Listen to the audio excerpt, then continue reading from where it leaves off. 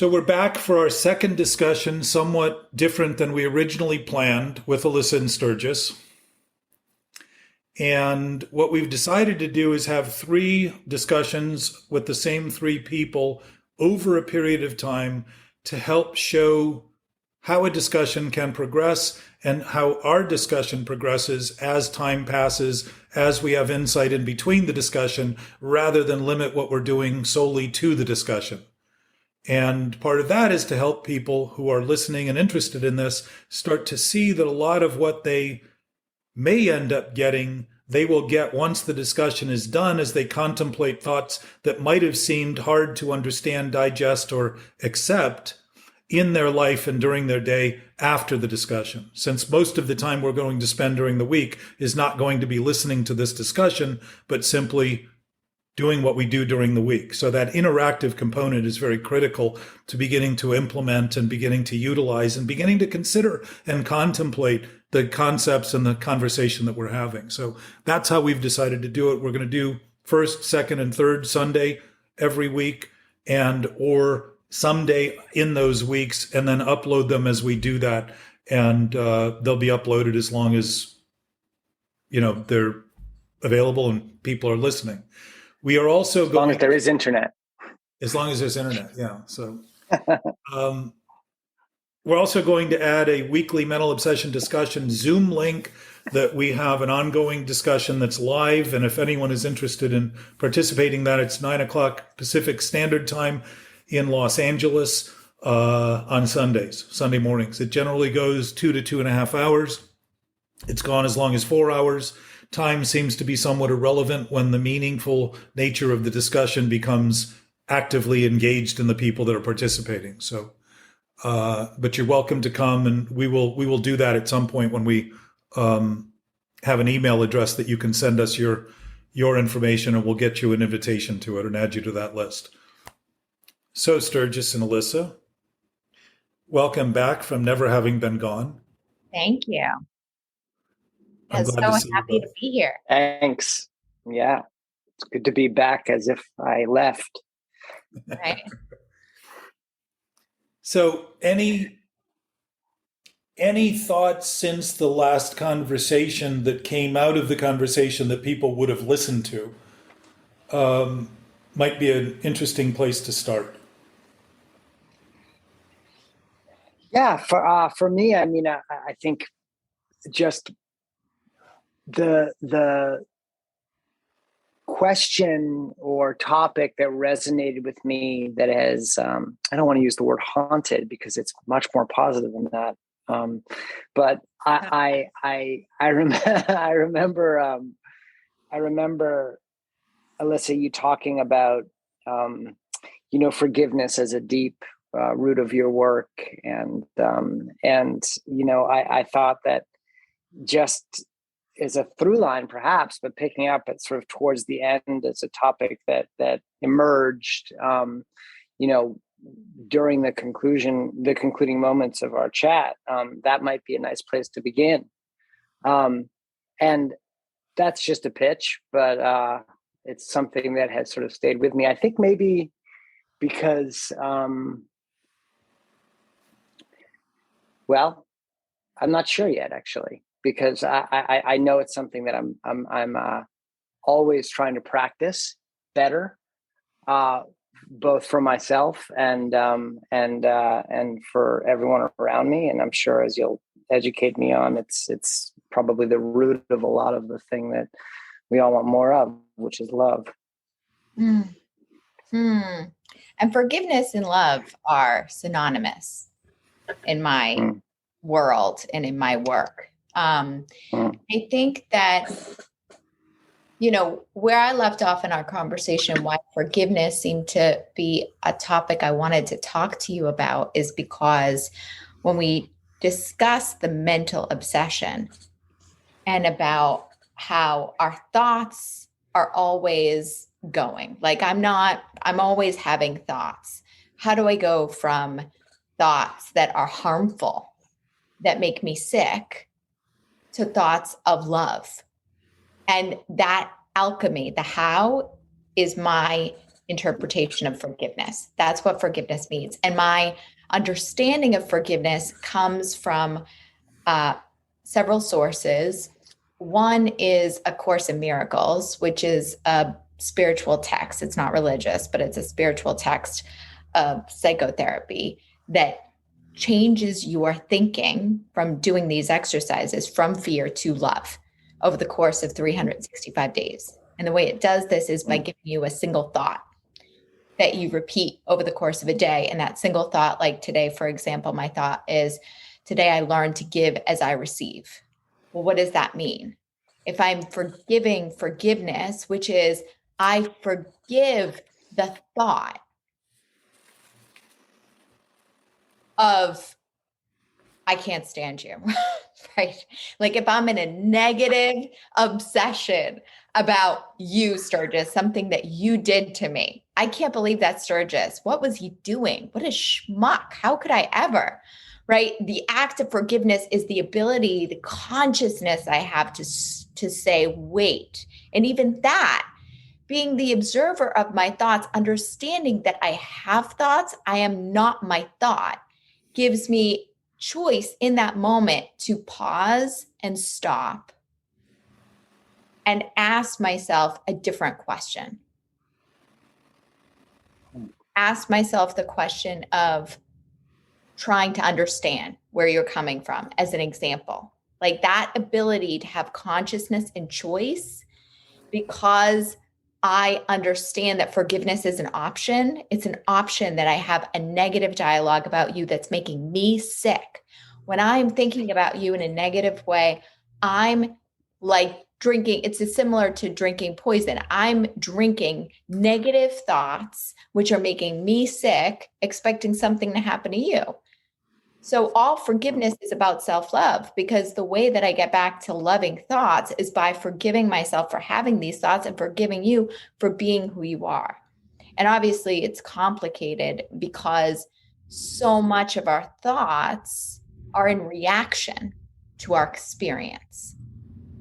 And so the concept of forgiveness then becomes a very deep concept, because so much of our resistance to reality, like it requires us to accept that our eyes, our physical eyes, are wrong. What we see is not always the truth, which then gets into a lot of what we talked about last time. So those are my initial thoughts. Yeah. All fertile ground. I mean, to riff with you for a second, what you just described is sort of a new way for me to look at that, refrigerator magnet that I've seen so many times that just says choose love, right? Because I know that Jack and I have talked about this a fair amount, as I'm sure we all have, who have, dealt with any kind of, 12-step program or addiction. I mean, when we go through these sort of the sort of first version of that, whether in the first, day, month, year, 10 years, the material and the exercises are, I think, designed to bring us to what I've heard Jack describe as a place of neutrality, right? Where we can, have that power to make a choice, as opposed to that sort of, as opposed to the powerlessness or, I think somewhat unconscious behavior that maybe many of us who've dealt with addictions or obsessions, whether in thought or behavior, have experienced in that, you just sort of you just do things, you just take a right when you're supposed to take a left. Yeah. And once we're brought to that place of neutrality, where we have the power to make a choice, my experience has been that my reaction is the thing I'm trying to or the thing that I have been gifted the power over when in life, right? And to sort of be able to choose my reaction to life, which that tends to be the thing that bothers me, right? The only thing that is bothering us, I would suggest, is our reaction to life. And being able to choose love, like being able to actually choose forgiveness as opposed to blame, is, really feels right to me on a sort of cellular level. And to do that consistently and persistently, I suspect over the course of 365 days would probably, or to choose, love instead of fear, right? Would probably, it's probably worth a try. And I think I can attest that having done various versions of that, over the past 15 years or so, since I was brought to that original place of neutrality, I think it's been my experience that sort of fear, or that like negative, the choices that are negative, the attack versus forgiveness, each of those consistent and persistent moments where I choose love or forgiveness as opposed to, attack or defense or fear, the iceberg starts to sort of melt a little bit. The fear to me is like an iceberg, and the more I sort of hack away at it with those choices one by one, moment by moment, it lessens, it dissipates. And what is left is, that ocean, which is what it's always been, right? Which is love, which is forgiveness. And that's the sort of reaction I had in hearing you say that, because, for me, it's been my experience. I don't do it every moment still. And that's one of the things I think that, I come to these conversations to sort of remind myself I should. Jack, I have a couple thoughts in response. Jack, do you want to weigh in yet, or do you? Go ahead, and I'll umbrella. Okay. I think that like to talk a little bit deeper about the simplicity of choose love and why forgiveness matters is because there's a fundamental truth that I'm also accepting about this, which is that my perception is not the truth. My perception is not reality. It's my perception. And therefore, when I see something in my physical eyes that then my mind says, that's bad, that's wrong. Now I'm in conflict with my reality. And my conflict with my reality has an effect on reality. And so often that's what's missed in my experience. Because I'm in my own experience, don't understand the reaction my thoughts are giving constantly to the world. But they're creating energy, and that energy is causing a reaction to you. So often I'm causing an effect in the world that is not what I desire. It's not my heart's desire, because I'm thinking, what a jerk Sturgis is, even though you are doing something that had nothing to do with me. My interpretation of your reaction is negative and it has something to do with me. Therefore, that thought creates an experience in me that gives a reaction to you. And now I'm in conflict with you. That's what forgiveness is. So it's also an understanding that my experience is always perpetuating a reality that I am in the middle of. And if I don't like the reality that I'm creating, I have a chance to change that, not because of you, not because of only my reaction to you, but because I'm causing that. Through my thoughts, through my energy, through my feelings, which are vibrating, are creating something at all times. So that's speaking from a very responsible position and recognizing that what you do has an effect, and what you affect is everything and everyone whenever you do anything. Correct. We are not separated. If there is even within the physical realm, there's an interactive component that all things are interacting. And our interactive capacity to express our fullness is based on thoughtfulness, not thoughtlessness. And thoughtfulness would be a thought with substance, something that was accurate enough to actually relate to what's going on rather than inaccurate enough to pretend that it was all that's going on. So when you're talking about what you're seeing as reality, Alyssa, you're speaking about the reality within thinking and the effect within thought, not reality. When you think you can affect reality, what you're really affecting is the reality of your own ideas and thought, not reality, which is unchangeable. Right. Reality with a capital R.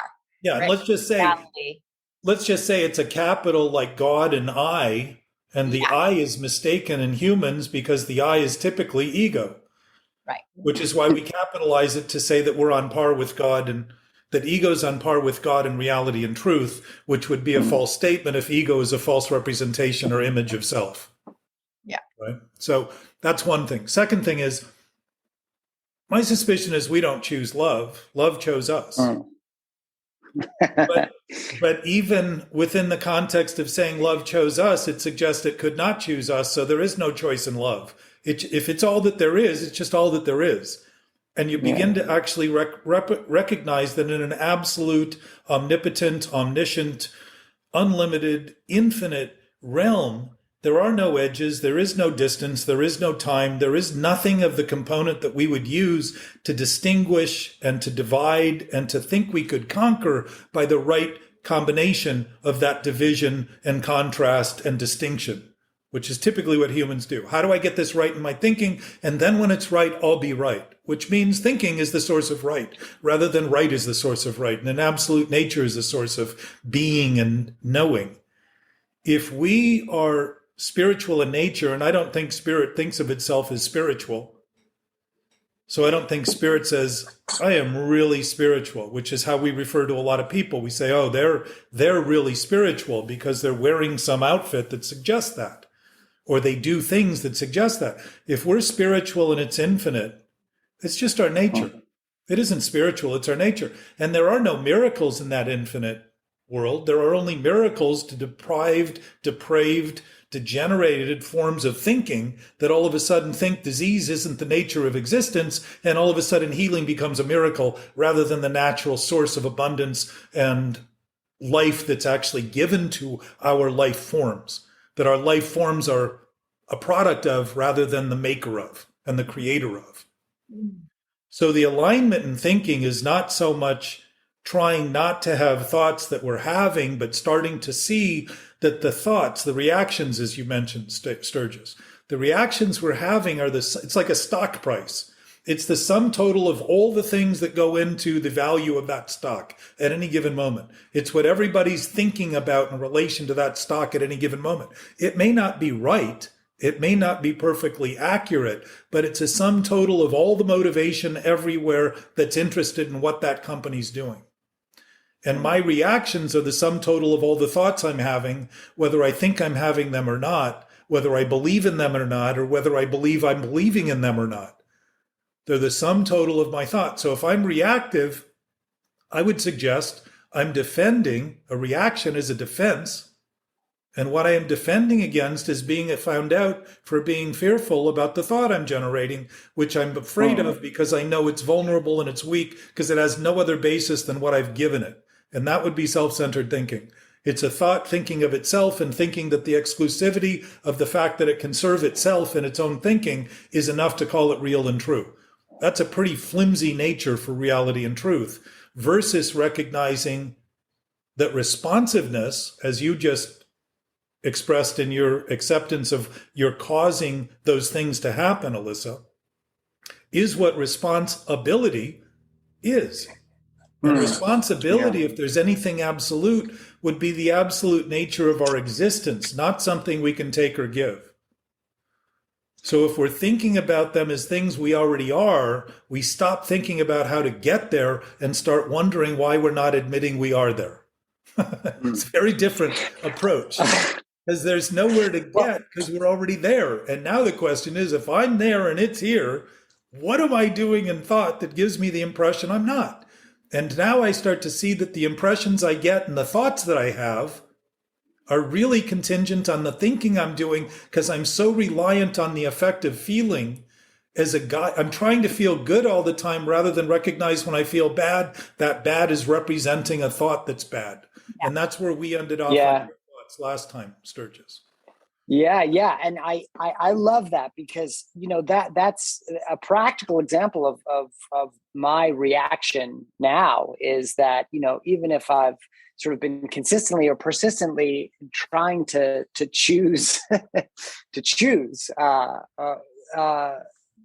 in the way that I hope is aligned, I often catch myself thinking about that choice and the effect of it, and then reacting to the fact that I am reacting to it, which of course makes me go, fuck, this isn't working. Mm. and enough. of course that means that it is. Yes. To your point, right? Yes. That means that it is. And I think that's the thing that it gives me, more reprieve than anything, because that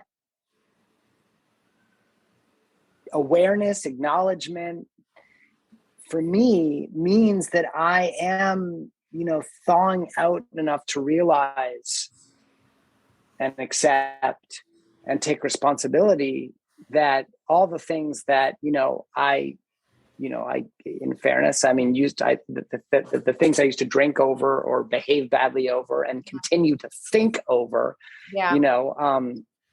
Are still there. Right. And I still have a choice to take responsibility for them every moment. Right. And I think, Jack, the thing that I always love, and I have to be reminded of it, and I always am when I hear you speak, is that, using these kinds of discussions, exercises to talk about the way that we take responsibility for those reactions has been like the really deep shift for me. That have at least given me glimpses of that sort of new freedom, new happiness that we've heard about, right? Mm-hmm. That I'm happy to say I have experienced. But again, even in that statement, I'm constantly turning the camera back on myself over and over and over again. In the ultimate clarity of this, the actual wrong we do is the perfect clarity of our admission that we know what we're doing. I mean, if you start sitting on that, you stop thinking about this as something to stop doing. Thinking about not doing what's possible, like making a wrong decision, is like the ocean worrying about whether somebody's going to splash its water. Right. Right? Right. It's like, I mean, that would seem absurd because the water always returns exactly to the body. It doesn't, they're little like forays of fireworks going off that that we're impressed by, but they're really explosions inside of us trying to get out. They're really examples of, if we know better, then we certainly know what's worse. And if we know worse, we know when we're wrong. And my mother said, you know better. And she was right. My mother said, what were you thinking? Yeah. And knowing some was up in my head, So the conversation in terms of thinking of it in an absolute term is starting to see, and Alyssa, a quick couple of points that I made a note on. The idea of seeing visibly is one aspect of how we see. Our eyes are designed to see. They always see what they're seeing. It's what we think about what they're seeing, just like we think about what we're smelling. Some people like a certain smell and they don't like other smells. Those are choices. They may seem inherent to us, but some people get used to things they didn't like to begin. Like I like really smelly cheese now when I didn't the first time I tried it. Yes. So there's a development there. But seeing for humans also includes understanding. Exactly. Like, I think my point, Jack, was also like, if you take an example of a plane going down Yes. the jetway, as the plane gets further and further away, it looks smaller Yes. to the physical eye. Yes. That isn't true. The plane stays the same size. It never gets smaller. But Right. my eyes tell me that it gets smaller. So I mean, I think that analogy always stuck out. It isn't your eyes, though. It's your thought about what your It's eyes my are thought seeing. about what my Yes. eyes are seeing. Yes. Right. Yes. So I think that, but like, you know, it's so clear. Like it's a great example because I'm like, I could easily go, but no, Jack, it's getting smaller. If I was just only had no other consciousness except the information that what my eyes are giving me, right? Yeah. It's like, no, it's a smaller plane, but that's not the truth because like truth from a reality perspective, because match with my consciousness about what's really happening, I have awareness and understanding. Yes. And I think that's why we do this work. And the work that I want to talk about specifically, Jack, is actually something you said.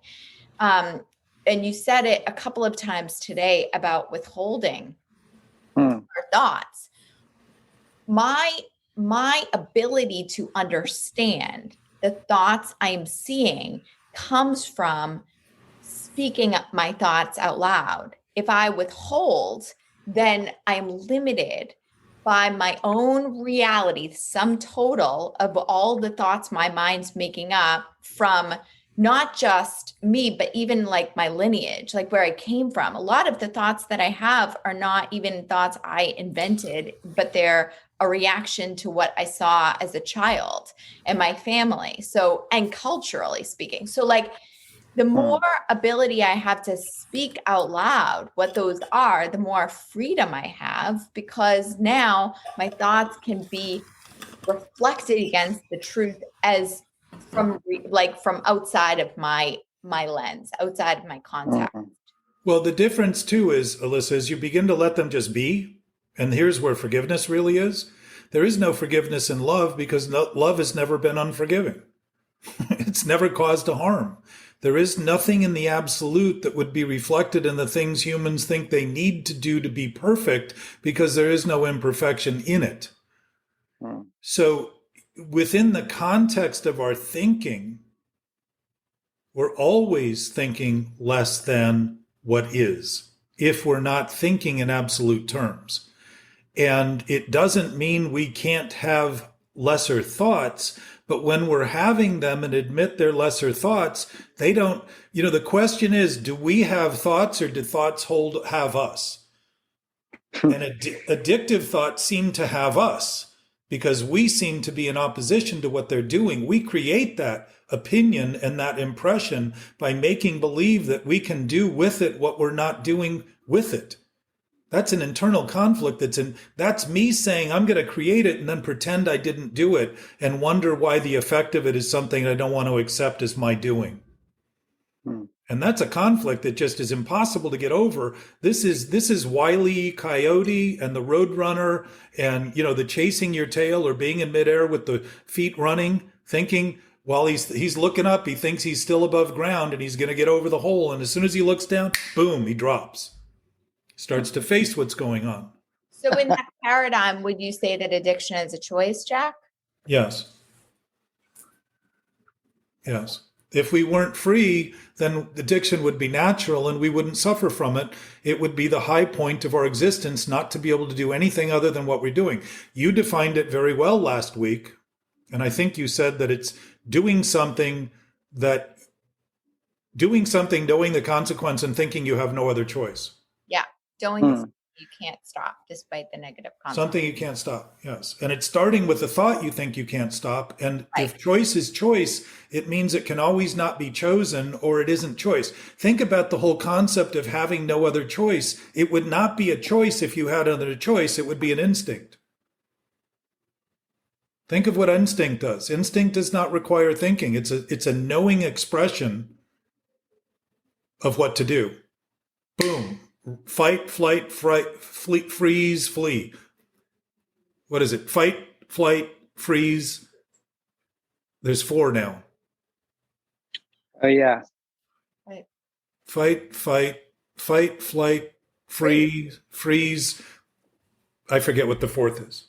But the idea there is, and it's probably not limited to three or four, but the idea is that we know at points and have all experienced things that were threatening, that we knew exactly what to do. We didn't sit around with our chin and head in our chin saying, I wonder what I should do now that this car is doing 70 miles an hour at 25 feet away from me. Right. We don't tend to think about it and worry and call somebody and say, I've got this problem. We Right. just act. Boom. Why? We're built for that. That's what that natural fear in our body is designed to do. Protect us so we can survive, so we can thrive, so we can benefit others, so that we can be abundant in our expression and productivity. That's our goal as an organism. When I start thinking internally that my thinking is my source, I start thinking about things inaccurately and create a dilemma where I become the greatest threat that there is and begin to build defenses, not to keep the threat out, but to keep it in. Which is why instinct from that context is harmful. It isn't even instinct then. We use it to make it look natural because disease thinks of a lack of health as the solution. Right. It thinks of harm as the solution. It thinks of the problem as the solution. Right. It turns it all around. That's what a lie is. A lie is only a lie as long as it's claimed to be true. Right. As soon as a lie is a lie, it doesn't even exist because it has no basis. Right. There's no and a power. lie, but like to bring it home for somebody who's listening, the difference that we're talking about of what a lie is the thought that somebody is believing that is inconsistent with the reality. Yes. So when you think Sturgis is an idiot, you're thinking about your own idiocy and using him to justify not admitting what you're doing. Yeah, exactly. So what's interesting is, in the same way we can look at our own wrong thoughts and benefit and grow from it, rather than try to run and escape from them by thinking we need to get over them and overcome them and get away from them and feel better than them, we're trying to discount that the feeling that we're having is actually an accurate assessment of a thought that we're promoting. And to run from the feeling is to actually maintain the thought, which is the disease, again, showing the reversal of everything and how the disease functions. It's a choice we do chronically over and over and over and over and over again. Yes. So if I'm seeing that in myself and what I'm doing in terms of the makeup of my wrong thinking and feeling wrong and bad as a result, or like you mentioned the plane getting smaller, when I think I get further distance from the problem and think it's getting smaller, the people in that plane would obviously be compressed to death. Right. And I'd be thinking, oh my God, they're shrinking the plane. It's going to die. What do I feel in my side? Low self-esteem. Right. No self-esteem. Less worth. Less value. Worthless. All of a sudden, all those ideas begin to make me think what I'm feeling is actually who I am rather than what I think. The transition between making believe a thought is real is the immediacy of making believe that who I am is what I think. Yeah. Which speaks to the quote that we had last time from David White, which is that anything that does not make you feel alive is too small for you. It's too small. So I don't know if you went over some of the notes that I wrote, but one of the ideas there is what's too small about people is thinking they're anything other than what we share in absolute common. Yes. And as soon as I have any of those thoughts and take them seriously enough, the problem with lying isn't having a wrong thought. I can assess Sturgis or you as being less than I am and just say, that's an assessment I've made. It's an assessment. It's not real. It's not true. It's just a decision I made.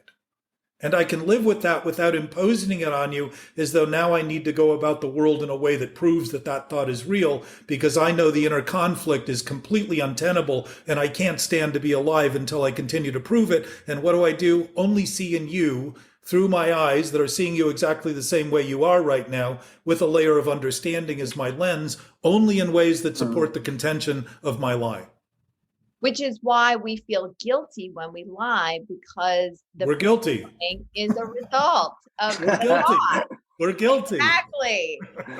And you know why we're ashamed? We're ashamed. we know better. We absolutely have a present state of awareness that is unalterable, unchangeable. In Shakespeare's Sonnet 116, he says, "Love is an ever fixed mark. When altereth it finds it does not alter." He's addressing this 400 years ago for us today to remember that this is not new and it is not old. It is present. It is the state of being. It is who we are, what we are. It is the nature of existence, not for me and or for you, but for us, all of us, everywhere, anywhere, anything is, anywhere, anyone is. This would be true if it is in fact true. And I don't want to get out on a limb where we're arguing over truth. I just want to suggest that if truth is true and we rely on it as true, it may be more revealing than thinking it's up to us to figure out what it is. Yes. Just by conceding it. And if it's our nature, we would naturally, thoughtfully express that in ways that would be much less conflicted, and the energy that we're carrying would not be defensive or offensive as a result, but simply a sharing of what we know everyone already has, and actually an engagement around that in a way that is bountiful and revealing of that bounty, because the experience would confirm it. Yes. Very different way of, and that's largely what the discussion is about, and why this discussion isn't a meeting.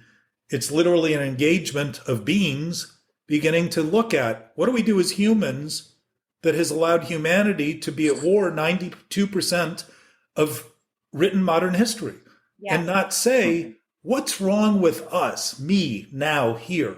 What do I do that contributes to that, rather than it's impossible, everybody else is just going to do what they do, and people are impossible, and all I'm going to do is live a small life in a way that gives me an idea that all I'm thinking is true and real while everybody else is going to hell in a handbasket. And oh, well, I can't do anything about it.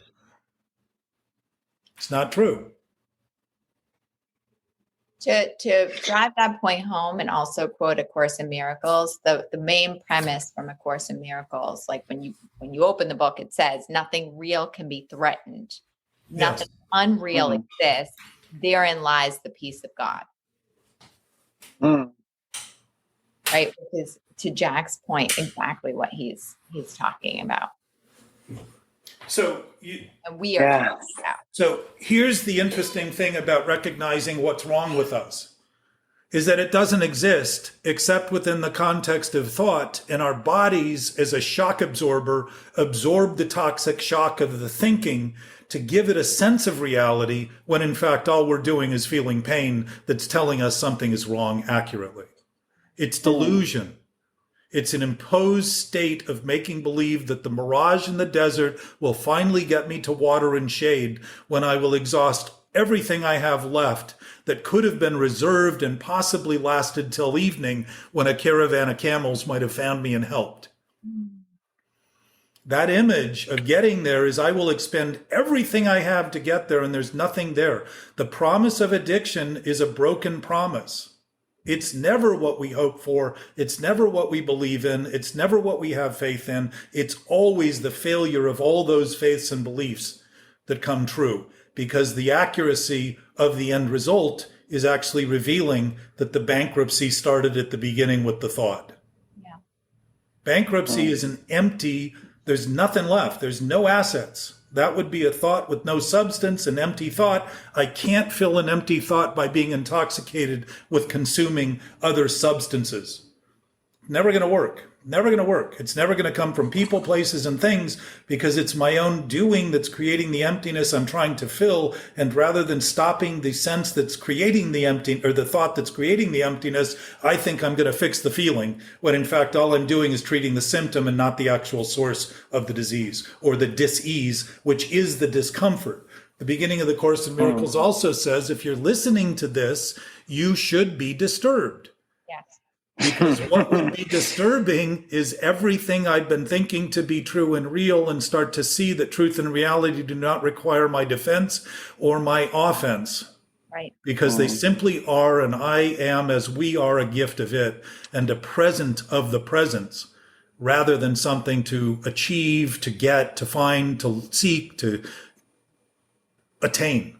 There's nothing to attain in something that's absolute if we've always had it and if it is indivisible, infinite, unlimited. Yeah, I mean, I think that's an important point, because I know that when I got sober, when I started the process of recovery, I was depressed. And it was because, all of the old ways everything I had thought about the world and about myself was a lie, like called into question everything. And so then if that's a lie, what do I believe? What is there?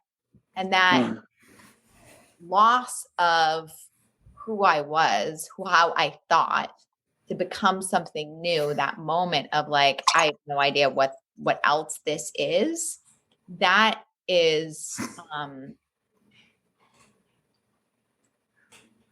it's like my old expression of what I thought love was changed in that moment, which depression, right? Like what was being expressed was not expressed in that same way. And so there's a deflation of that. There's a actual like decompression of that, which then made me feel not good. But it wasn't because it was because I was detoxifying my thoughts. It was because I was being opened into something new. And, there's an old saying about that, but I can't remember what it is right now. But anyway, I'm not sure if that resonates with anybody else. Well, you're really describing, though, Alyssa, the growth is beginning to see what's wrong is wrong. And when we're seeing what's wrong and feeling what's wrong, we're getting better. Yeah. Because the matchup begins to allow them to dissipate rather than continually maintain them, as thinking I need to feel better about doing wrong and wondering why wrong keeps being the feeling I'm having. Now that opposition goes away. Depression is a function of opposition. When we resist what we're doing, it creates pressure, and that pressure presses on us and weighs on us, and we recognize it, and we use words accurately, just like the word disorder. Think about it. If you thought everything you thought in reality was your truth, based on what you thought, it shows how quick we are to make believe our entire life depends solely on thought, and that there's nothing greater than what we think. And to live a life like that should have byproducts of disorders as a consequence. Anxiety disorders, metabolic disorders, immune disorders, all kinds of physical ailments, because we've been taxing our body with something it's not designed to bear healthy-wise. It's designed to turn to disease. It's designed to function exactly the opposite of its ultimate utopian ideal and start actually expressing exactly what we're doing as an indication of, like a road sign that has to get bigger because you keep doing 110 miles an hour when the road sign says 15-mile-an-hour curve ahead and you're not slowing down. Right? What do we tend to do in the sick thinking? Diminish it. Oh, the sign, what do they know? Keep driving, keep going, keep pushing. The insanity of it is so clear and so immediate. Nothing is ever outside the scope of what's present. So the choice we make now is the determinant of whether we continue to react defensively or start to actually respond with a breath considerately. Actually begin to consider what's going on and use our responsibility as an asset rather than pretending it is. Reactiveness is not responsibility. It's reacting over and over and over and over again, repeating the same action, thinking somehow one day it'll get better if we just get to do it all the time. Yeah. It's trying to act permanent in the way that permanence is permanence by becoming so consistent that it claims to have a sense of permanence. And it doesn't have the claim. I use the claim to make believe it's true so that I can continue to justify it. All reactions is ego and addiction. They're all defensive because they're protecting something that's weak. Just as the course, as you just said, starts in the beginning. If something's at risk, it's at risk because of its own vulnerability. It's not at risk because I just have some overinflated sense of defense of it. I know it's at risk because it's weak. It has no basis. Yeah, there's a powerful line that says, "In my defenselessness, my safety lies," which is In my defense, say it one more time. in my defenselessness, my safety lies, which is freedom. which is freedom. So those are natural Whatever I'm states. defending against. Those are natural states right now that we're in. And the point you made earlier about neutrality, Sturgis, is realizing neutrality allows us to choose or not choose. In any of the 12-step programs, it's not about never thinking about doing the thing you're thinking about again. It's starting to do it with a level of thinking where you expect it to go if you choose to drink, if you choose to eat sugar, if you choose to have sex with somebody, some risky sex for the sake of satisfying some seeming need, if you choose to gamble, the chances are in recovery, you know exactly where you're going to end up. You don't sit around in a newly delusional state that, you know what, I've lost so many times, I'm finally going to win the lottery, I'm going to sell the house, and I'm going to put it all on black. And that's my solution. You won't come to that conclusion because you'll know that the chances, while they seem 50-50, are almost always against us. Because we will naturally choose the wrong one to prove the thinking is in fact wrong when we're trying to use that wrong outcome as a condition of life sucking and life being impossible and life condemning us because we don't want to be responsible or act responsible for what we're actually choosing. We will actually choose the wrong choice rather than the intuitive choice that would guide us to the winning formula and the productive, constructive formula that would give us more to have so everyone could benefit by it. That difference is a choice. It is all part of the same exact decision-making process. And right now, none of us in the present, in the infinitesimal space of the present, which means there is no time or space in that present moment, this present moment. It's divided too tightly to ever have any beginning or end if it's always beginning and it's always new. That is always the ever-present place where we make the choice. Do I drink? Do I not drink? And where do those actions start? Thought, always. Every voluntary action starts with a thought. The initial action is a thought. When we're asked to be contrary in our action, it's because we're admitting we're still thinking contrarily. We're trying to turn the actions around so they're better because we're still maintaining the contrary thought, meaning thought's my source. Thought's my only source. I'm going to keep relying on it no matter how unreliable it is, because someday if I keep hoping and wishing and believing and having faith, it'll get true. And it never does. And the disease is the blindness that we create, the numbness that we create to make believe. It doesn't matter how much more, I just know it's around the corner. It's around the corner. Just never now. It's always then, and there is no then, here, now, ever. So to belief and faith and hope, there is none in an absolute source. An absolute source doesn't rely on those things. Those are things humans do. To my sense is belief is the claim that I don't believe. I'm trying to overcome my own disbelief. Faith is my own faithlessness. Hope is my own hopelessness. I'm trying to bring balance so I can have some hope that I'm not completely out of whack, because I don't need any of them to simply concede that an infinite source is infinite and that's the beginning and end of it all, because there is no beginning or end in it at all. It's really beginning to concede that that's the elementary basis of our existence.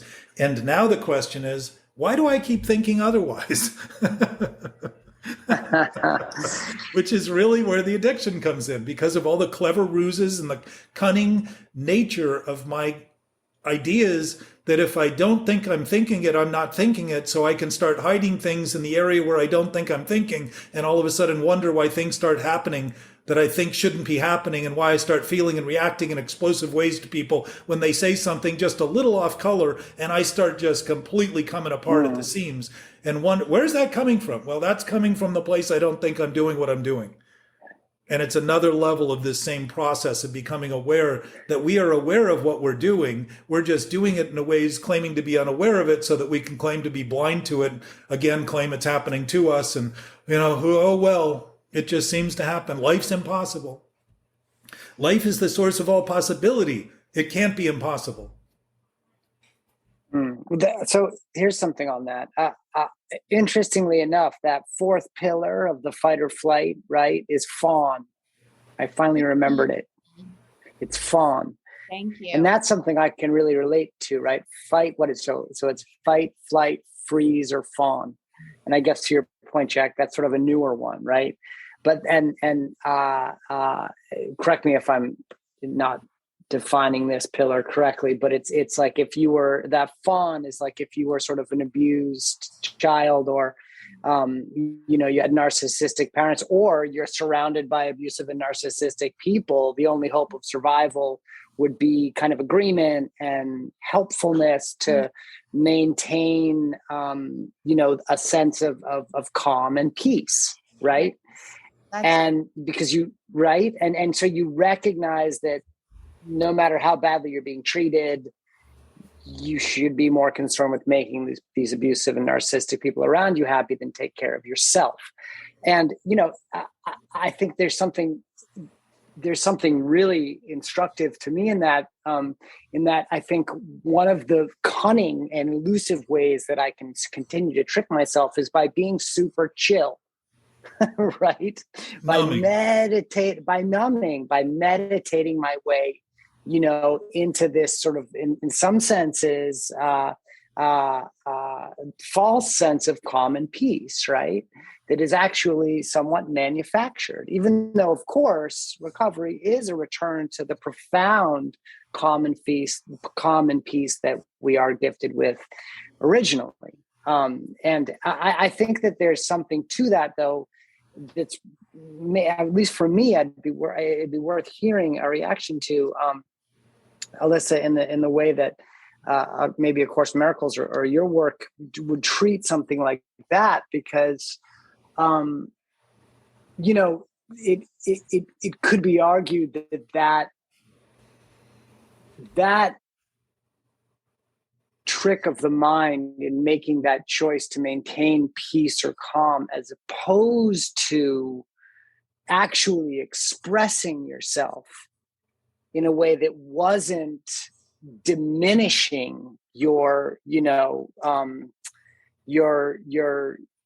life expression, right? In the way that you truly wanted to sort of say how you were feeling. To Jack's point, there can be sort of an elusiveness there. At least there is for me, meaning that like the people like me who are out of alignment will suffer from diminished life expression. And I think, to your point earlier about kind of when you first got sober and were depressed, I mean, I experienced a similar thing, but it was because I think it was about the discomfort I was feeling because I was waking up, kind of like, the feeling of your arm or your foot being asleep for half a lifetime. And you get that tingling sensation that's really uncomfortable as it wakes up. But it's part of the way back, right? It's part of the recovery to that place of true peace and calm that we all are, of course, born with. So I'm not sure if any of that made sense and how it connects to fawn, but I think it does, right? In a sense that there's a choice that is not the choice we actually want to be making in maintaining a peace and calm that is, I don't know what the word is, toxic peace and calm or something. Well, the attempt to maintain it is the suggestion that we're not in it.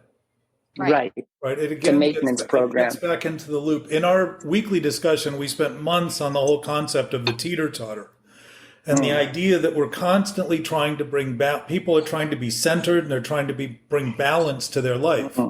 And what's interesting is people don't tend to say, what am I out of balance on all the time that I need to be constantly trying to balance? Right. What is it that I'm out of balance on? So we can do those things to balance the scales, but it becomes a job to constantly do those things to balance the scales. Or we can look at the fact that the teeter-totter in the scale is actually sitting on perfectly solid ground to be teetering and tottering.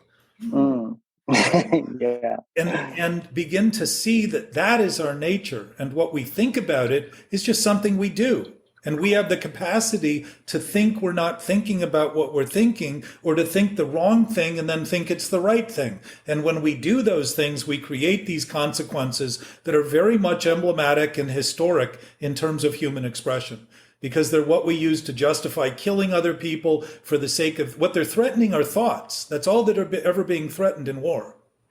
It's an ideology.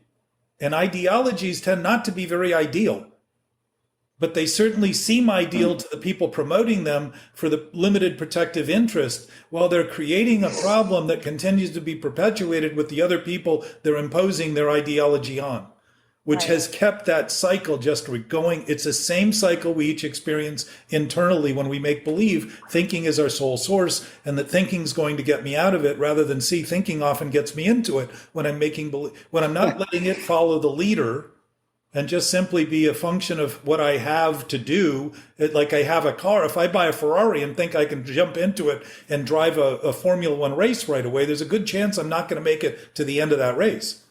And somebody else is going to get hurt for my attempt. My own misuse of my thinking, which has its own form of mechanics, is what causes the problem. It isn't that the problem's inherent, it's my use chronically of making believe I can ask thought to do what it can't do and be what it can't be that is the problem. And to piggyback on that, Jack, and go back to you, Sturgis, specifically with your point, the fact that you could articulate that you knew chilling out was not being self-expressed, like there was a difference between the how are you using chilling out. That is there's something you're getting out of that, out of perpetuating a belief that is false, that you want, not really, because just like what we talked about before with our addiction, we get what we believe. So there's something we're getting. It's not what we want. It's not gratifying. We don't want the consequences, but the perpetuation of that thought process creates an experience that we're receiving. So the fact that you could articulate, you knew, and that is a big part of what I do with my clients, is I separate out the voice of the thought, which is wrong, in conflict with reality and in conflict with the deeper knowing that we are always infinite in our source of love and capacity to be love, right? So there's the difference between that intuition, that internal knowing, and what I help somebody do is actually express that in a way that they can really separate and see clearly the voice of their higher self, what I'm going to call intuition, knowing, connected to greater oneness with all that is, and the lower self, which is really just lower level thinking that is connected with what it's trying to get, connected with addiction or disease, that is counter in conflict to reality. Does that make sense? Bingo. Absolutely. Yeah, sure does. So keep in mind too, when we talk about deeper knowing, we're talking about it as though it's not here now and we need to get to it by thinking. And the depth is really in how deeply we've buried the thoughts we have and think we're not thinking them. That's what we're experiencing in terms of deep. The burial ground of our thoughts that we think we're not thinking is the darkness we create that we make believe we're not doing. And then all this other stuff we're doing to try to hide that becomes the anxiety and the stress that continues to replicate it and express it, which is what you're saying, Alyssa, if I'm hearing you right. Yeah. The giving as receiving is starting to see that opposites are the same thing. They're held by common ground, every one of them. Good is always based on less bad. Bad is always based on less good. They're always based on common ground and connected. So if we're seeing them as extremes, that's what extremists go do. They go blow people up for the sake of an extreme position, excluding any other position, saying this is the only position. It's impossible to only have one position in a relative form because there's always a consequence or opposite effect of that position. Good is always based on bad. Bad is up is always based on down. In is always based on out. All of those things are relative concepts, but the absolute nature in them is expressed by seeing them as joined rather than as distinct and separate. So when I'm trying not to have negative thoughts, I'm claiming that my positive thoughts aren't possible either, or they're the only possibility, when in fact my possible thoughts are my gauge of what's negative, or my positive thoughts. People think I'm only going to think positive. New Year's resolutions are always, people always commit to doing things they haven't been able to do the whole year, and they think magically a new year is going to help them do it. And the gyms tend to fill up till about the third week in January, and then they go back to the usual suspects, right? Everybody makes this renewed commitment. And if we're trying to fight something we're continuing to do, there's no possibility we're going to achieve it. And that's that interminable sense of impossibility and frustration, and that chronic sense that you're just so wrong and so bad, because we become intoxicated with the thought we think it's who we are. And all of a sudden, all we become is this idiotic person that doesn't even have any basis. We feel like frauds. We feel mistaken. We think nobody listens to us. You know, I found nobody listened to me when I had nothing to say. They were smart.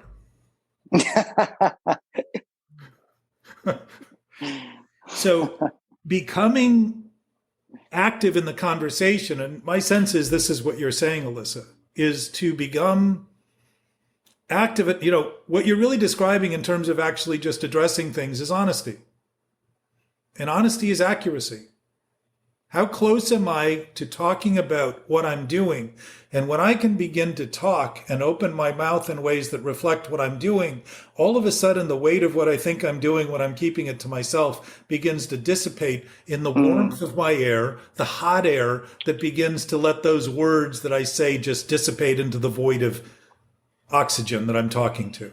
And the ears who may or may not be listening, and very often what they hear is what they're thinking, not what I'm saying anyhow. Preoccupation of thought has me think that only what's happening around me is what I'm thinking.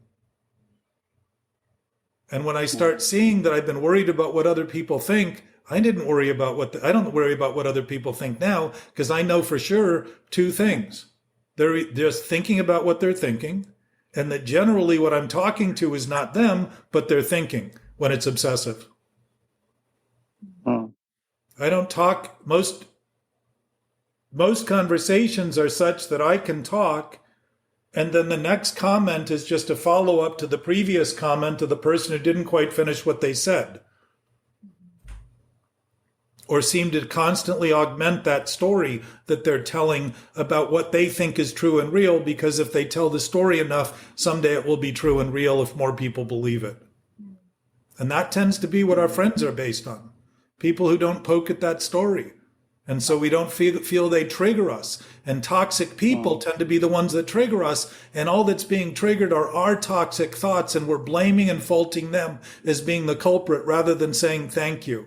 We're saying fuck you to them rather than thank you for pointing out to me, giving me the perspective to see that I'm doing that and I'm the cause of that and I'm initiating that and I have the choice to do that. But I really wonder when I look at it accurately why I would want to continue, because what you were talking about in terms of the want, Alyssa, the want in terms of that desire is we're trying to get our own attention and we just haven't met the pain threshold that it takes for us to finally say, oh, it's me. All the excuses we use, all the problems we create, all the manifestations that we use as distractions eventually get to the point where we stop and say, oh, I've been causing this all along. And the question is now, do I want to continue? And that to me is what spirituality is. Spirituality, someone who is spiritual understands and accepts exactly what you just said. It's always you. The source is always you. So when it is, though, even without accepting it, Like acceptance is handy as a tool, but it's a bit of a management style to try and make believe that it's up to thinking to have this stuff in order, rather than to start to say, if we're responsible in an absolute nature, we're always responsible. And in fact, the witnessing we're doing of what's wrong is in fact the clarity of knowing that what we're doing is wrong. And it starts to add to a sum total that becomes equal rather than despicable and something we should never do again. It becomes something we're all also possible of doing. I could kick myself in the head all day long if I thought that served a purpose. And as long as I held the thought that it would, I'd probably do that. And that's what I'm speaking to, though, like you, and whatever word we want to call that, like there's a witnesser, there is a holder of a being. Well, we're human beings, and we generally never say, well, I'm only a being. Right. But we often say, well, I'm only human. The fact is, we announce who we are and don't focus on the being. We put being after human. Rather than being human, we're human beings, putting the humanity first. And we tend to focus on that as our source rather than a knowing being. And one of the points you were just making with Alyssa and you were making in terms of the wanting, we're sentient beings. And sentient beings sense things. They're aware of things. And when we put that sensation to sleep, by numbing it and putting it into a coma, we're trying to flatline our existence to claim the things that are disturbing us aren't things we're doing. And that's very often what those management styles are, in terms of, if I'm meditating only to get what I get when I'm meditating and not seeing that, why is it that every time I meditate, I'm aware of something that's profound? Why wouldn't I start saying, that profound nature must always be there, regardless of whether I'm meditating? Maybe that's my nature. Maybe that's my 24-hour a day, 365-day a year present state of awareness, rather than what I need to do is meditate 365 days a year to have it. Think of that. If we did that, we wouldn't be useful. We wouldn't be productive. We wouldn't have anything to offer anyone else except the exclusion of us participating with everyone else. And that may be considered the way that I participate. That might be the greatest gift I could offer. But as sentient beings, it is the awareness of what's wrong that makes us alive as humans. It isn't the denial of it and the attempt to make believe we're not doing it. It kills us prematurely and through suicide and drug addiction. All these other things are ways to kill us off slowly, by giving me the impression that growing up was managing how not to think I'm thinking what I'm thinking, and not to feel I'm feeling what I'm feeling. That's how I grew up. That's what I thought growth and maturity was. It isn't mature to be bitter. Maturity in fruit means the fruit is fully ripened. If my maturity is based on staying bitter and angry and contemptful, I am not maturing at all. I'm lying about it and just simply getting older and wondering why age feels so horrible. Yeah. Which is why lies are lies and love cannot mutually coexist.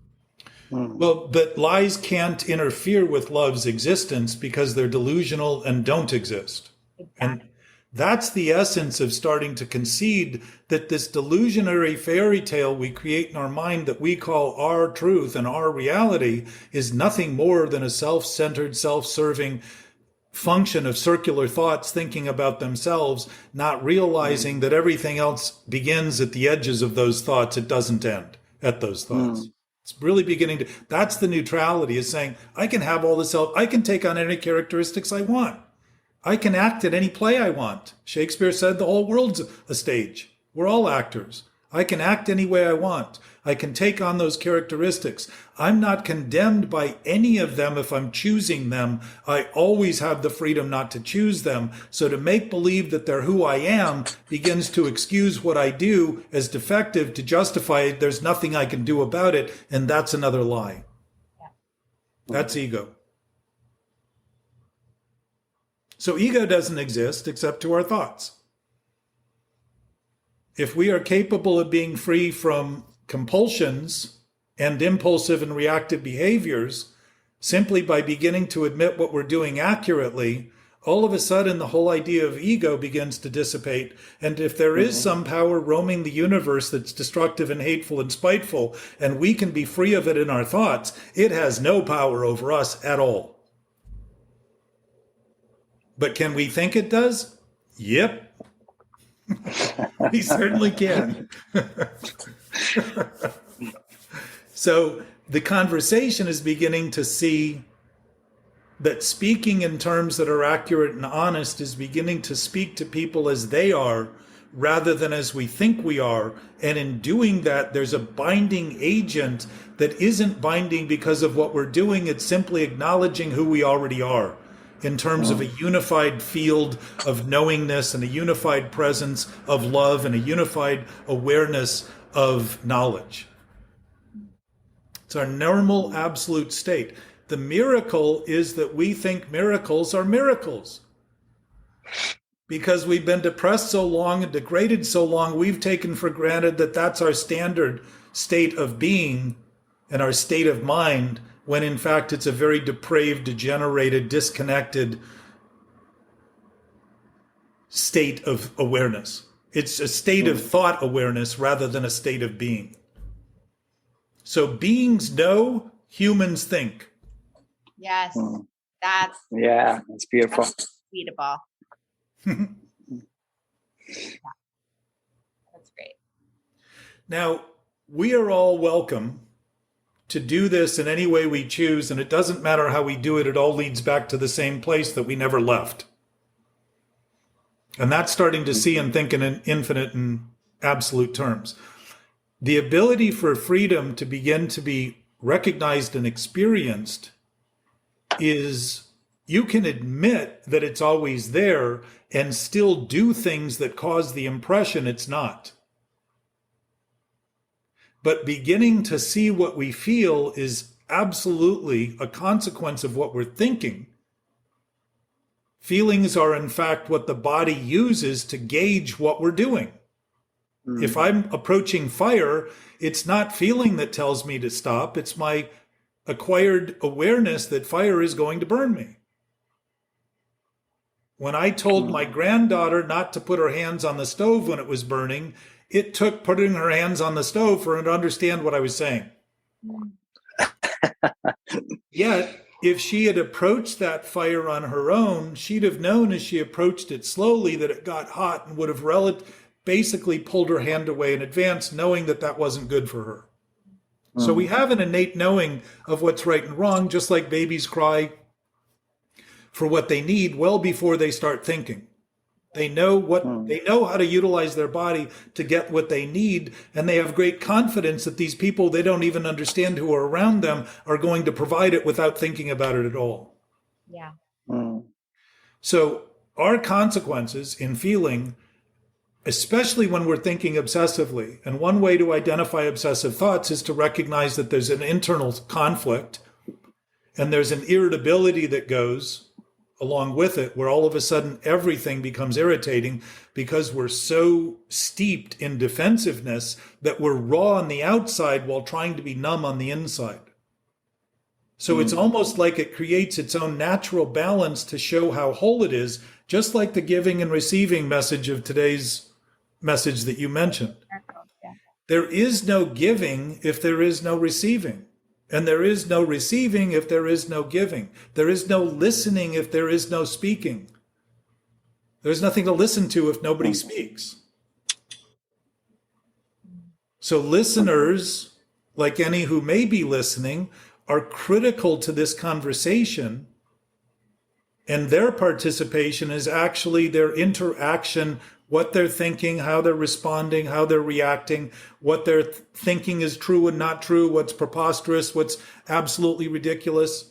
All those kinds of consequences are all part of their participation in this conversation, whether or not we know exactly where they're sitting or what their names are or how tall they are. We know that anyone listening right now is listening right now.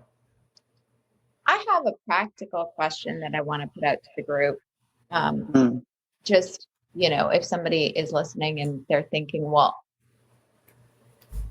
I have an obsession about an ex-boyfriend.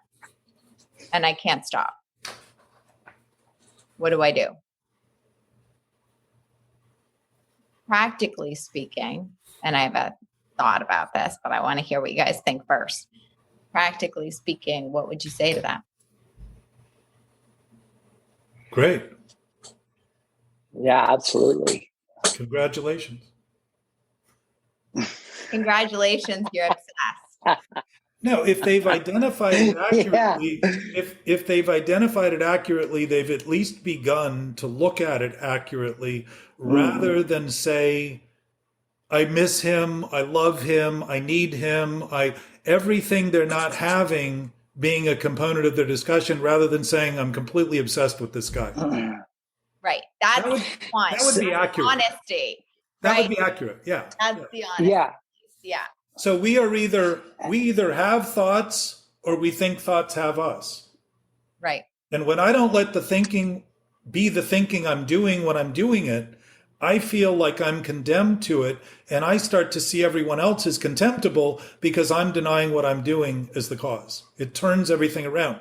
So the guy I think I need or the girl I think I need is the thing I think I need in myself that I think they have and they're getting away, when in fact I'm the one maintaining the emptiness I think they'll fill, which is exactly what addiction is. But Sturgis, go ahead.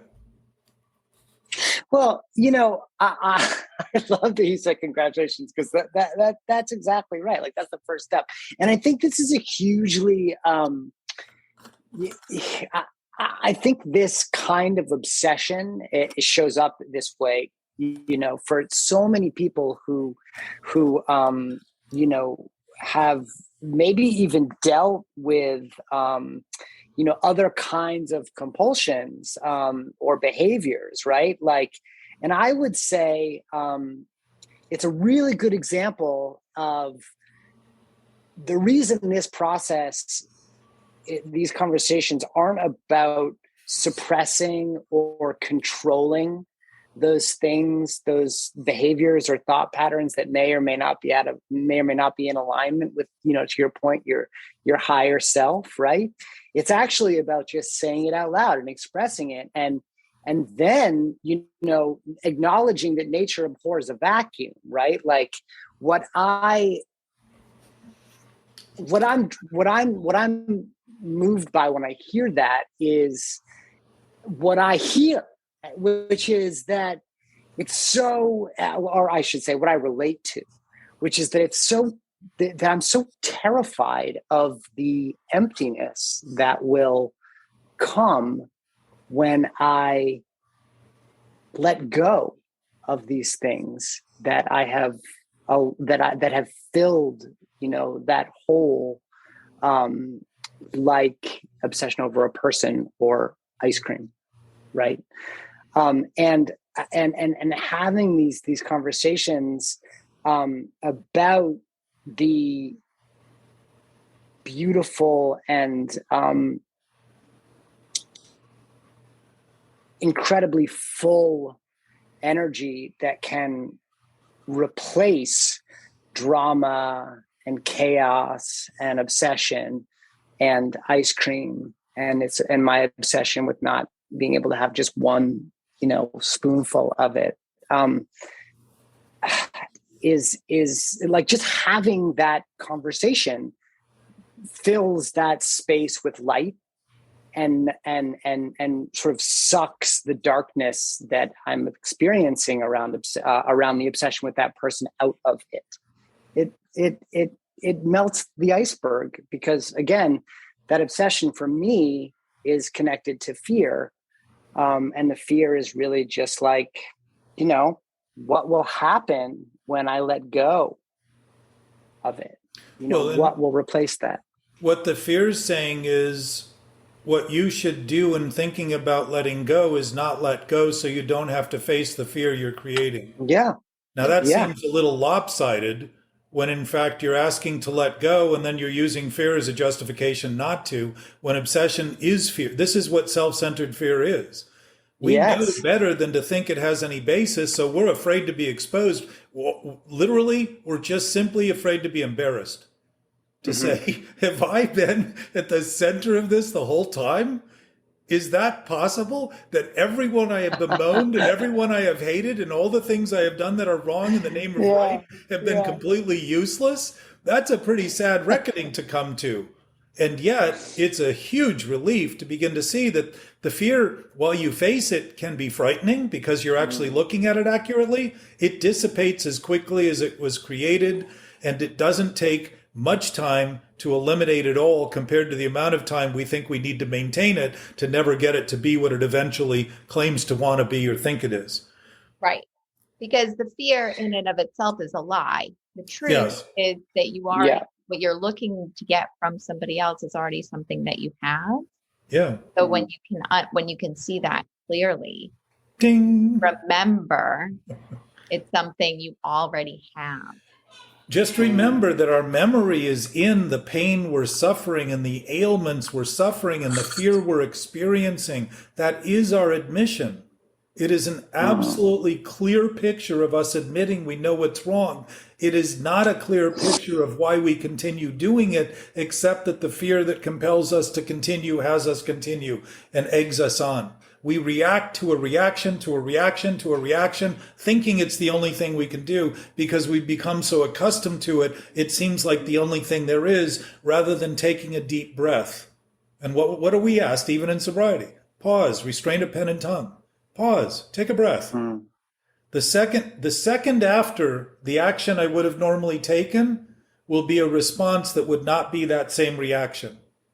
A second later, 5 minutes later, it's guaranteed to be drastically different if I'm willing to just pry off of it a second and start to see that mirroring is having things as they are, and how things are has never changed by what I made believe they were. Yeah. I was aware the whole time. I was unwilling to admit it because I wanted to claim to be a victim to it rather than the cause of it. I also think a really helpful practical exercise, and Jack and I have talked a lot about this, and of course it's in all of, the suggested exercises of the 12 steps is, to just take a pen and on the back of a napkin, write down fear. That's a really efficacious way to, I find at least personally, to sort of check myself back into that reality that you've described. Just taking inventory, which also, I find often when I write down, what my fears are, especially if they're around, like the obsessions start to emerge much more clearly, and even, resentments start to emerge much more clearly. And I don't know, when I don't get what I want, I'm usually resentful about it. And if what I think I want is, a person, and I write about it, again, that reality starts to emerge in a way that diffuses it, right? Well, you're giving thoughts a place to live where they don't move. Yeah, just dumping them on paper, instead right? of circulating. It's simple. That exercise I do with clients, I've done that for my work for years, and it's so powerful, because also what we realize is that there generally is not an infinite number of fears. There's really one or two big ones. Right. And, Course in Miracles also has a great line, I will not value what is valueless. And anything that can disappear is valueless. Well, and that's trying to make out of nothing something, and make out of something nothing. Right. Which is also why we get sick, because the mental obsession wants something to be true that is not true.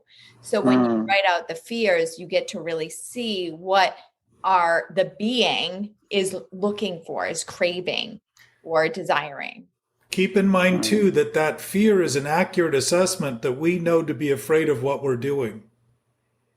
And going back to your point about feelings and thoughts, Sturgis, when you start seeing that the fear is an actual assessment that we know to be afraid. Yeah. When I used to say to everybody, watch this, everybody knew something. That was my favorite sentence growing up. But everybody knew to duck, right? Right. Or the fact is, I'm afraid because I know where I'm going. and I'm committed to getting to where I claim not to want to go because I know I use the delusion of thinking it should be something different because I know exactly where it's going to end up. And that's pretty sick, to stay on that path knowing where I'm going without simply saying, I have no obligation to continue, none whatsoever. And the freedom is in beginning to start to see that that's always been the case, and it's never any other way. And the ability to do that is simply within the concept of beginning to recognize that what we think is not true and real, that reality is true and real, and it starts to dissipate the thinking in the sense of the compact precision we thought we needed to get it in order of before we could finally let it go. We think there's always something else that needs to be done rather than seeing that present state is now, always. It's always full, it's always free, it's always available. Responsibility, freedom, and choice are always our present state of human capacity, which is to function on a level that's literate. Functional literacy is reading those body languages and not treating them like they're foreign. Starting to say, oh, I'm actually really well designed. These things I've been suffering from are suffering as pain to tell me I'm doing something wrong in thought. Yeah, exactly. Good, Dan. So we're coming within 10 minutes of our agreed upon time. And one of the things we did last time to segment into this discussion, while we thought it would be someone else using the topics, it ended up being us, was to think about a couple of topics that you guys can pose as something for listeners to consider and imagine and think about during the time in between this segment and the next segment.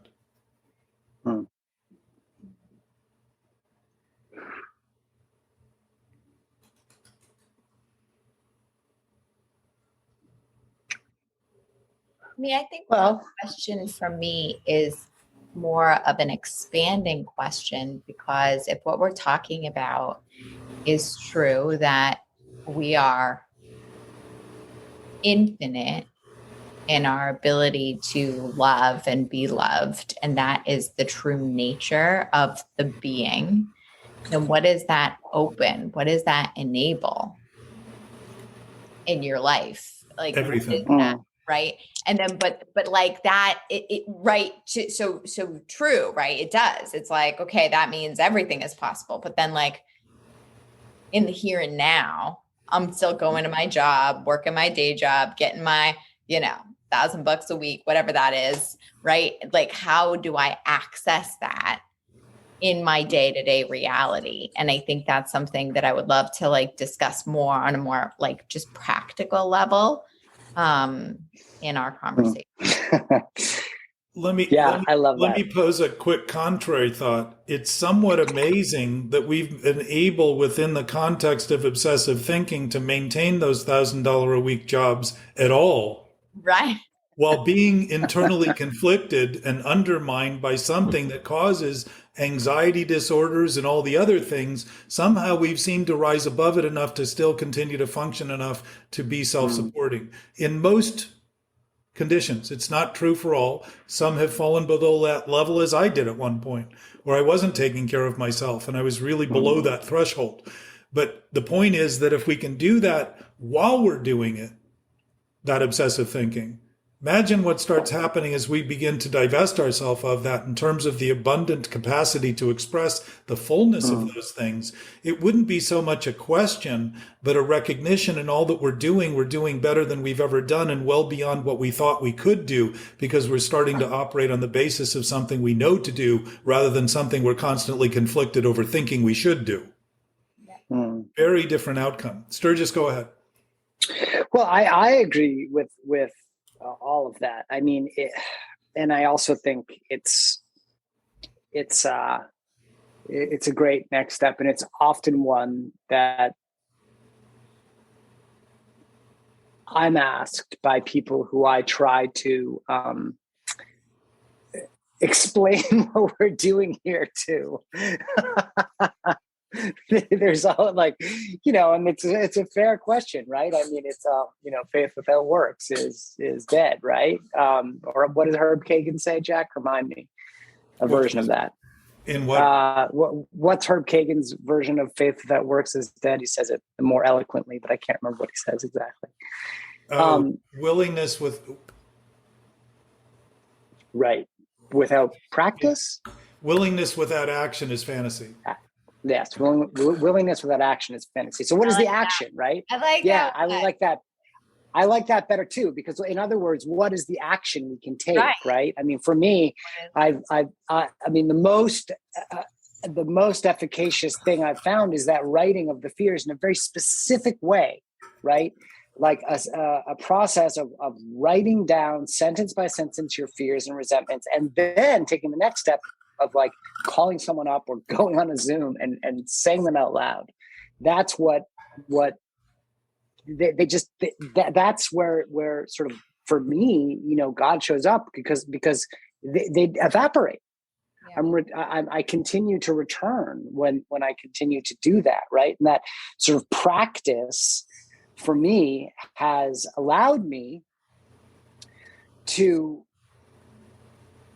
and this is a hugely important revelation to me when I first met Jack and started having this conversation, which is like, oh wow, this thing I've been sort of told, and I think it's important to say I had been told it, or at least I'd heard it this way, which is like, my brain is the enemy, my mind, my thoughts are the enemy. I can't trust them, right? Which is just, that's inaccurate. It's just that they're out of alignment.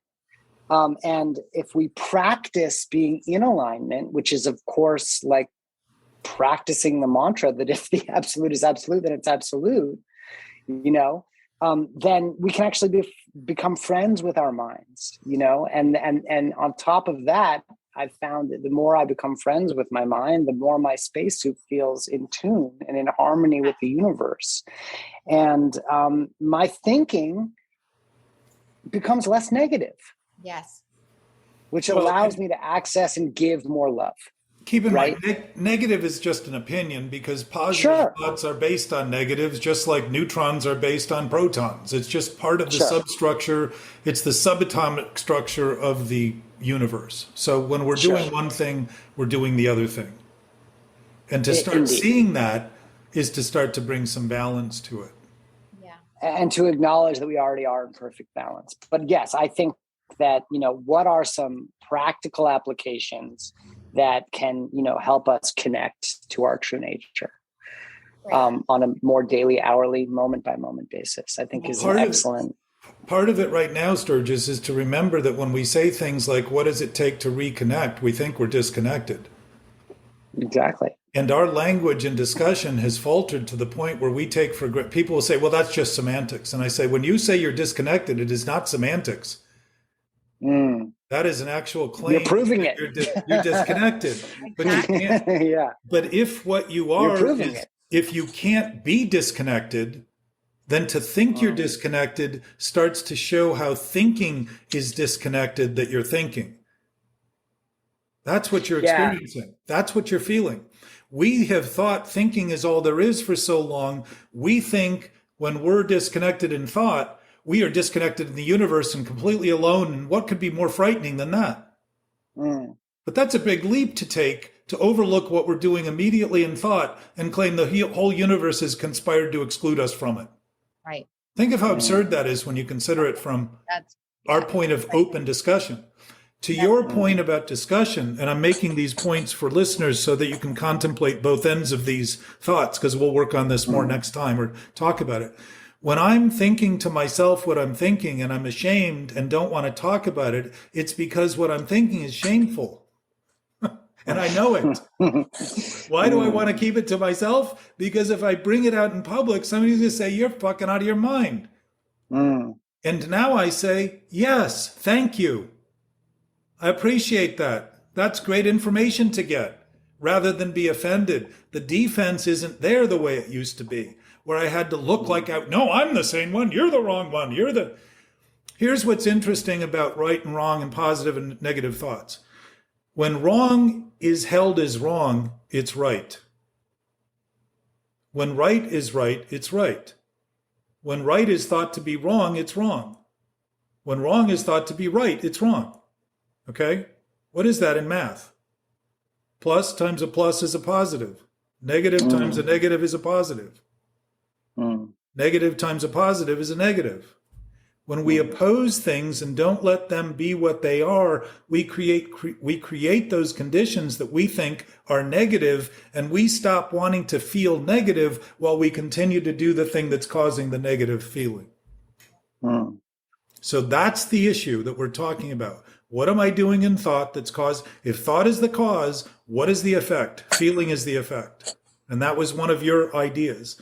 And to your issue about forgiveness, Alyssa, if I start having things as they are rather than as I think they are, and I start allowing them in thought to be as they are, my thinking straightens out immediately, and I stop perpetuating more of the bullshit that I've been relying on to hide behind and think that I need as camouflage to keep this thing in motion, because the presence is always new. It doesn't matter how long I repeat the old thought. I'm always choosing to do it new now, new now, new now, new now, new now. It isn't chronically afflicting me. I'm chronically repeating it, thinking it'll go somewhere other than where it's going, rather than seeing where it's going is having me feel very disturbed and very unhappy and very prone to think I want to be alone and do something that isn't healthy for me at all. Right. Awesome. I love you guys. Love you too. Thank This has you. been another great window. And I want to remind everybody that it's never closed. Keep them open. Never. So Okay. Thank you, guys. we're all together. Love you. Thank you both so much. Love you too. Bye.